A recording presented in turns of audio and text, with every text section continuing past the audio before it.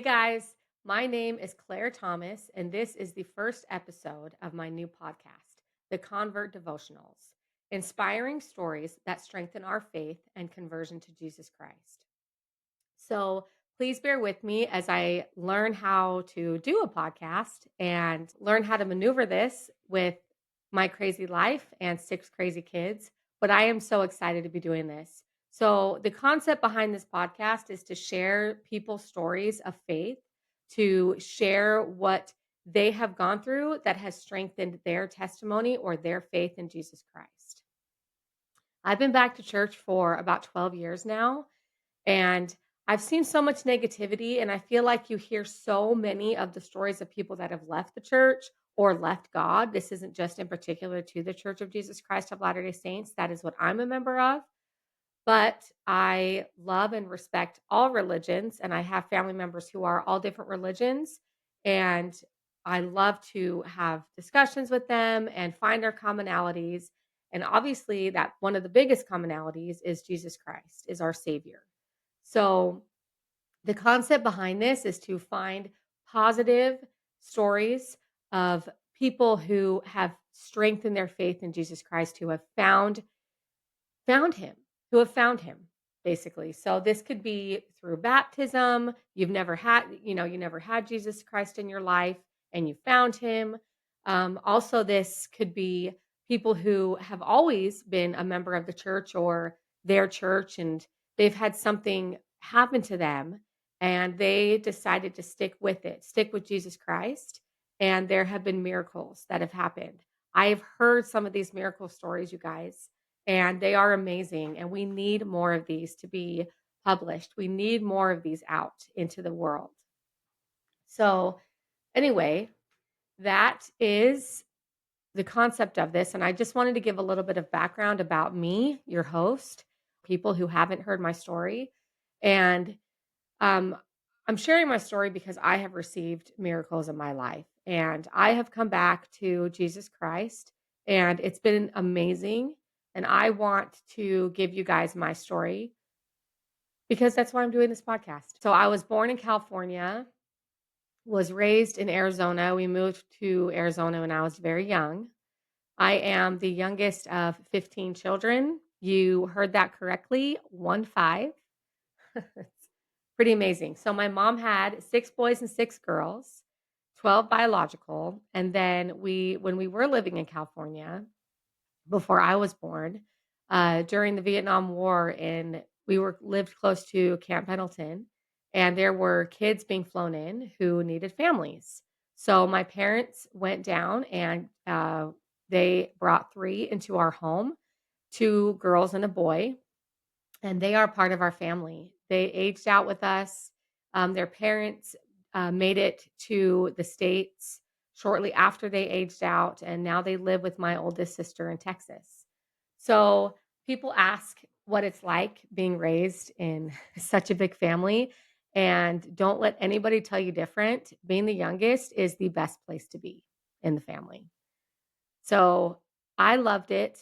I know I had some amazing times. We were the crazy family, like for sure, the crazy family on the street who was just fun, you know? So I just remember like my brothers building diving boards and jumping from the roof to the trampoline. And I was the guinea pig who had to basically like test all these things out and do all these things that that they were doing all the crazy stuff, and they also took care of me too, though. So I was the guinea pig, but I was also they were also taking care of me. So um, there's so many stories that I don't even. We are all each other's like best friends. We obviously like fought when we were younger, a lot, but as we got older, we all are really close, and it's amazing having that support system. So I wouldn't have it any other way. So that's that. I have 6 children of my own. Chris and I have 4 biological children, and we have adopted 2 little girls from the foster care system. So I have 3 boys and 3 girls. I'm going to give a little background on my story. I want to mostly talk about the miracles that have happened in my life. Shortly after high school is when I started, drinking, and I started getting into that kind of stuff, and, after I started drinking, it just kinda went downhill from there.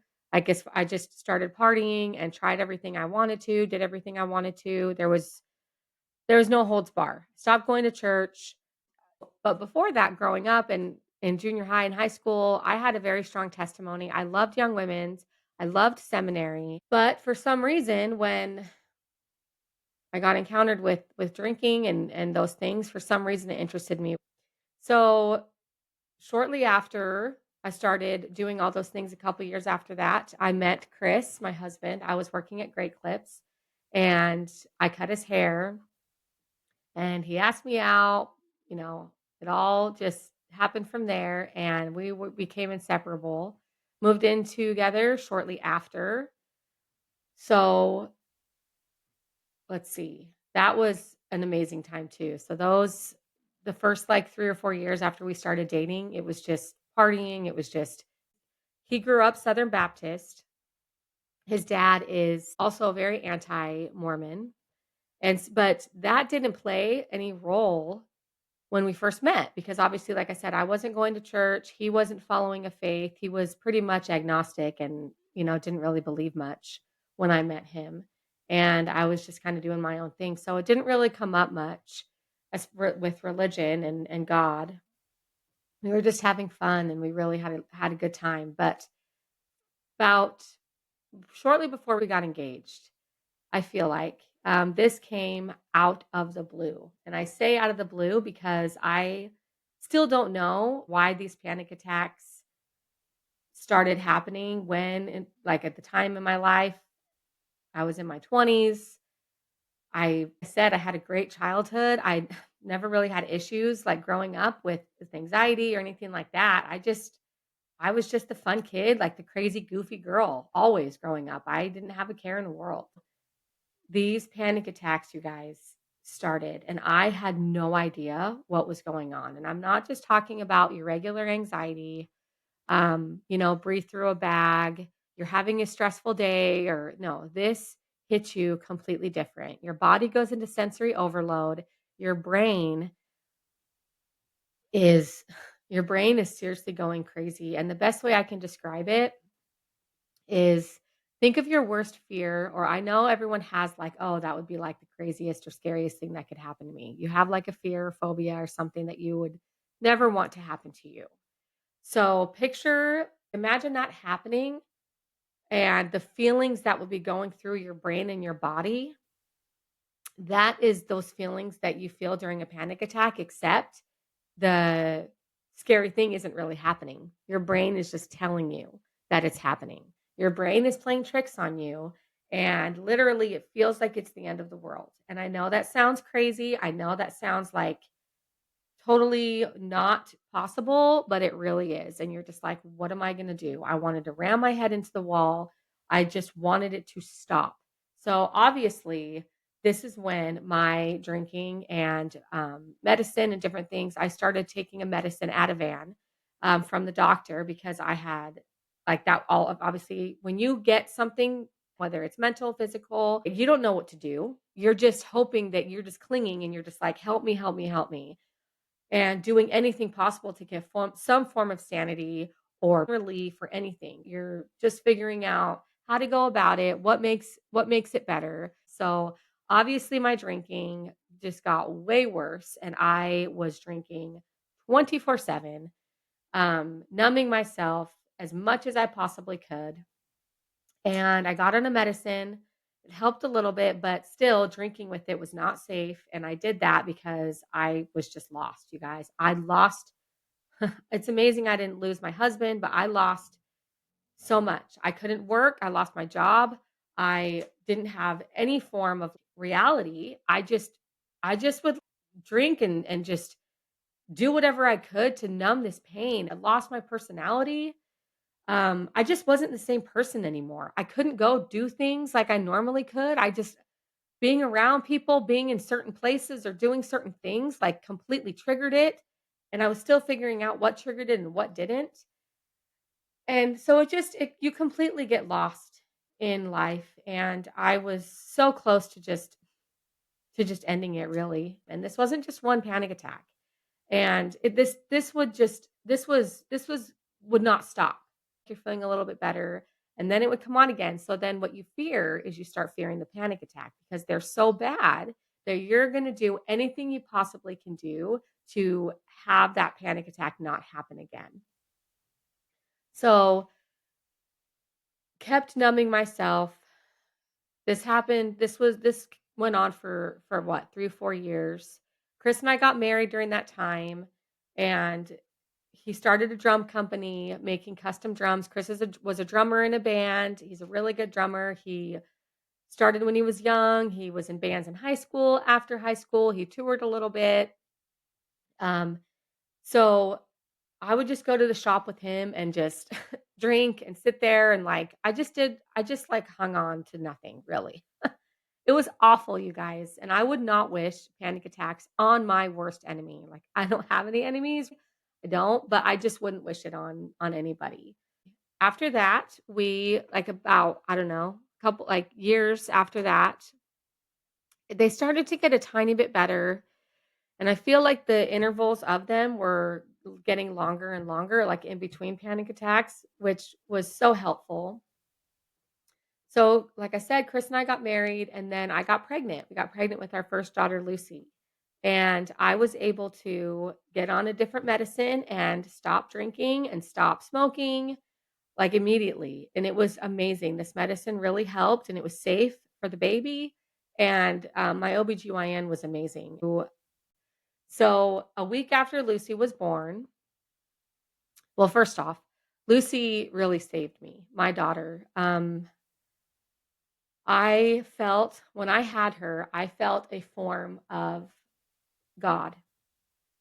It's amazing when you have children, and there's nothing that compares to it. And I feel like that was my first real spiritual experience in my life that was something that was like, okay, there's not nothing to this life, right? Like I found just the sliver of hope in my life. So, week after that, almost to the hour, unexpectedly my mom passed away. I had an amazing support system, but it was very hard for me. Losing my mom and I were very close. My mom was very supportive of me, and um, even when I was in my lowest, she took care of me. So I remember times coming home drunk and I was throwing up, and my mom would hold my hair back, and she didn't judge me. She didn't judge me for what I was doing. She just loved me, and she loved Chris. She loved Chris. When she met him, she thought he was the best. And so it was amazing to have that support system. But even after she passed, I support system. I had my sisters, my brothers, my in-laws, my sister and brother-in-laws. But I also just fell to my knees, literally and figuratively. I needed something else, you guys. I needed God, and I knew that I needed God. So I started going back to church. I started praying, and it was an amazing experience at first. I wanna talk about I've heard a lot of people that are nervous to come back to church, or they feel like they're gonna be judged, especially if it's been a long time since you've come back to church. For me, it was about 7 or 8 years. It felt like a long time, and it felt like I had been away from God in the church for so long. So for me, it felt really new, like, I didn't know what to expect.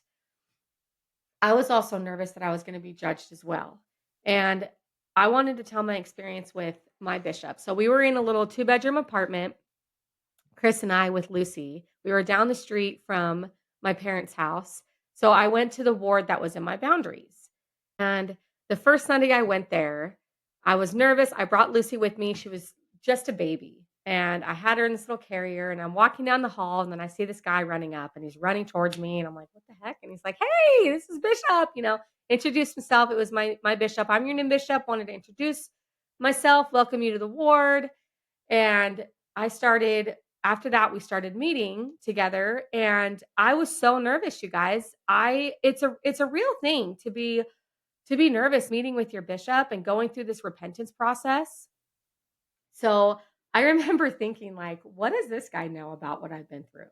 I'm not saying he doesn't know anything, I'm not saying that, like, but what I'm talking about is, like, w as far as, like, my addictions and my mental health and things like that, I'm like, what does this guy know? He's not gonna know what I'm going through, like, I'm gonna just I feel stupid, like, he's just gonna judge me. I didn't know what to think of it, like, whatever. You guys, I have never felt so much love and empathy through Jesus Christ through another person before. It didn't matter that we didn't have the same life experiences. It didn't matter what he had gone through and what I was going through. He it's almost like he felt empathy for me and he knew like what I was going through to a certain extent because Jesus Christ, he kind of let Jesus Christ feel a little bit of what I was feeling. It was amazing, and I could feel that, and I could feel the love from him, and I felt so comfortable talking to him and just being like, "Yeah, so I messed up again." You know, it took me multiple tries of getting sober. Took me multiple tries. I tried before I had Lucy, like before I was pregnant, and I was also on Adderall, and so I stopped. That was a big thing to get off of. I stopped that before I was pregnant, and that was a freaking withdrawal in itself. So I got sober from that, but multiple times with the drinking. It was difficult, but I felt totally comfortable being like, "Hey, like, I messed up again. I'm here again. Chris is here helping me." And it was totally non-judgmental. It was totally like he loved Chris. He befriended Chris. "What can I help you with, Chris? How does this feel with Claire coming back to church? Um, what's your background? This is what we're doing. This is what we're talking about." Because Chris didn't know this new me. I did.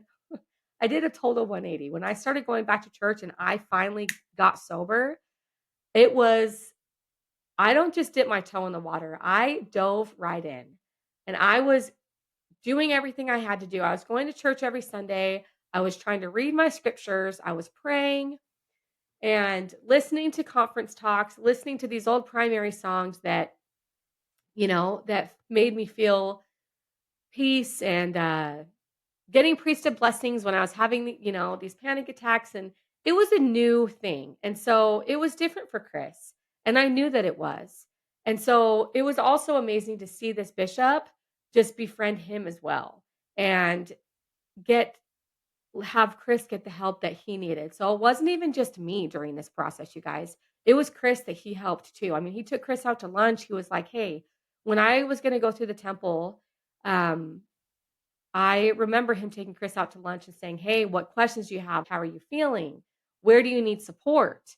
Because it was me on this journey, and Chris kind of felt like, "Well, I don't want to go to church, but please don't judge me. I'm not a piece of crap." And obviously, he's not, and that's not what anybody was thinking. But when you are a part member family, or when your husband isn't a member or active, or vice versa, it's hard, and you could feel some people can judge. So I just want to validate as far as like if you're nervous to come back to church because of meeting with the bishop or what others are going to think of you, first of all, do not care what other people think of you. I know I have that personality, like people that know me know that about me. So it comes a lot easier as far as like I don't care what people think about me. I never have. Not that I'm like, "Oh, do whatever I want," but just meaning like I'm who I am and I'm not gonna let somebody's opinion, uh, I'm not gonna care what they think, and that was the same with leaving the church, it was the same with coming back. I had so many people who were like, "This is stupid, why are you even doing this? Like, I'm glad that you're sober, but why do you have to go to the church? Why do you have to go back to God to find that?" And I was like, "I don't care. I don't care what anybody thinks." But not everyone has that mindset. So it's easier said than done, I know that. So try to pray for help and strength when it comes to not feeling judged. They haven't been in your shoes. And I think that you will find that one amazing thing I found coming back to church is there are so many more people than you would think that have had experiences with addiction, or they have family members that have addictions. They have gone through so many things. They have sinned. Nobody is perfect. And they have sinned themselves. And there is a lot of commonalities I have found like, with people that have come when I started coming back to church with people in my ward, or I'm not talking about addictions with people in my ward, I'm talking about empathy and love and it's you people seem to have this mindset that, like, Mormons or Christians or whatever, like, they don't seem to know anything about they don't have any empathy for what you're going through. All they're gonna do is just judge you, and really, that is totally opposite of what I experienced. They know someone who is going through this, their own family is going through this, like, they're not s we know, you guys, like, we're not stupid, we don't have our head in the sand. You know what I'm saying? Can I talk about this enough? Just kidding, I'm gonna stop. But don't be afraid. I know it's easier said than done.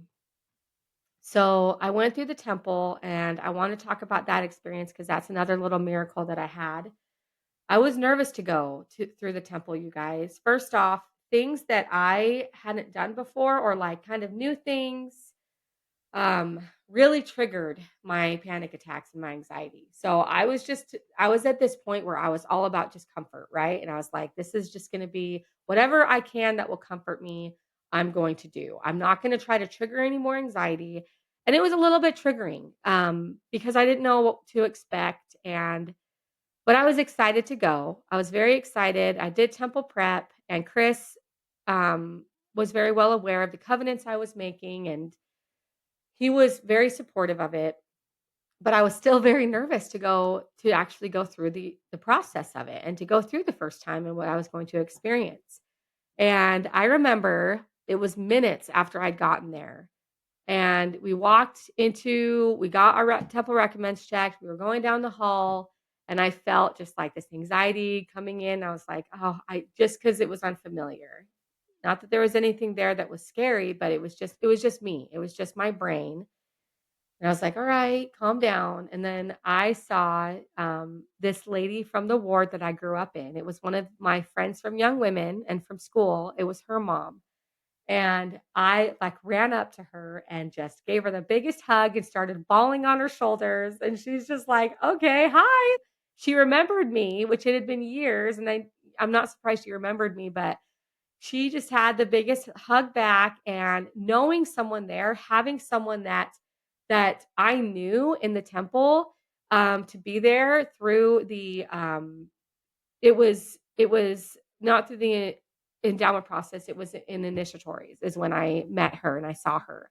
And she was there through my initiatories process, and it was so amazing to have someone that I knew. It just completely eased my anxiety, and I knew that that is where the Lord wanted me to be. It was an answer to prayer, you guys. So that was amazing. There are not always amazing experiences when you go to the temple. It's sometimes it can just be, yeah, I went to the temple and we did it and yay, it was great. Um, please don't how do I say this? It's I think it's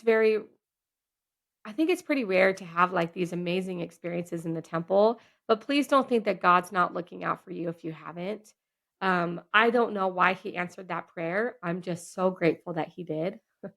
So, so a couple years after I went through the temple, I was still going to church. Everything was going great. We moved to Chandler, and I was still taking this medicine for my panic attacks, and it was Ativan, and it's a benzodiazepine, and you're not supposed to take it for long periods of time. So benzodiazepines are supposed to be for when the panic attack comes on, when you know something that's triggering is going to happen. Like some people, they needed to fly, travel, whatever it is. I was taking it on the daily. It turned on me is how I want to explain it. So, which I think a lot of medicines and substances do eventually, which is really crappy, but it ends up turning on you. And my panic attacks came back with a vengeance for like a month. And I knew that my body, like part of me was like, okay, Claire, like it's the medicine. This is the medicine and it's turning on you and it's not helping you anymore. And it took me months to like come to this conclusion or to actually accept that, okay, I think this is a medicine. I was getting hardly any sleep. I mean, it was bad. And I needed help. I was about to go check in somewhere to help get off this medicine or figure out what I needed to do because I was scared to get off this medicine, you guys. I hadn't been off of it since I stopped drinking, which had been years. And I needed something because I still was experiencing panic attacks. And I mean, I know it wasn't as often, but I still feel like my body and my brain were like, I need this still. How am I going to stop taking this? So it wasn't necessarily an addiction as it was like, hey, it was just really helping me. And I just didn't know what else to do to help ease this anxiety. And the medicine did help for some time. But like I said, my body was telling me this isn't helping anymore. And I remember finally this one week, it was the week of Easter, the week right coming up to Easter and to General Conference. The panic attacks were so bad. I was not getting sleep. And I remember specifically for hours, one day, it was a Friday, and I was praying for hours asking, what am I supposed to do? How am I going to be able to do this like without anything? What is this path going forward? What is this going to look like for me dealing with my anxiety? So I had started experiencing panic attacks like during the night. Like I would wake up, I would have dreams and then I'd wake up in a panic attack. It was awful.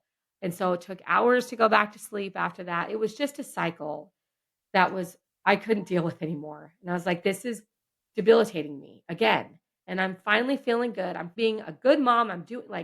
I am starting to live a normal life. And now I can't let this happen again. Right. Like I can't let this anxiety overtake me. So I prayed for hours and I got up off my knees and I went to go get a drink of water. And the words came into my mind as clear as day, saying, I've got you. Everything is going to be okay. That was it. And immediately, my anxiety went away, like completely. I had felt, and it hadn't gone away for months. It had been months of just agony for me.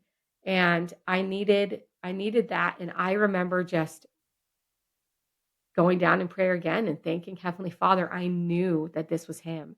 And I knew He basically was telling me, I'm going to take care of you during this. You're going to stop this medicine and you're going to be okay.